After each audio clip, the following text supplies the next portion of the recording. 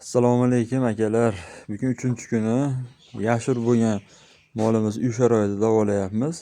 Ancha turaklari oqish kamayib qoldi. Mana oyoqlarini ham tinmay davolayapmiz. Birinchi o'rinda akalar bu molimizga margan so'pkadan foydalanyapmiz. Oyoqlariga sepyapmiz.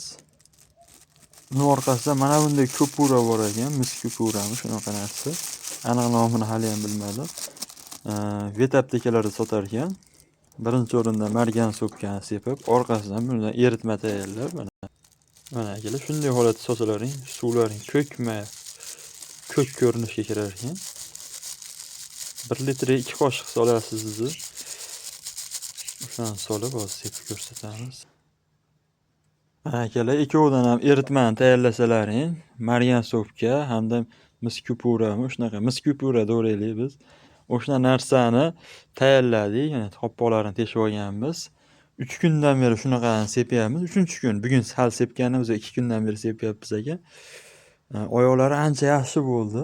Bulardan keyin og'ziga hamma o'sha og'rib berayotgan joyiga mana bunday Axivit spreyidan sepyapmiz, foydalanyapmiz. Juda ham foydasi katta bo'lyapti. Molimizni ancha ishtahalari ham ochilib qolgan. Mana hashak tashlasak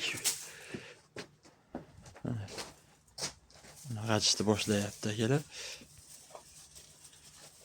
Uzoqroqdan deyapti. Ishtahalari ham ancha yo'qolib qoldi. Ishtahalari joyiga kelib qoldi. Mol yeb tursa, xudo xolasa yaxshi bo'ladi. Kimgadir foydali bo'lib qolish uchun like va podpiskani ayamanglar.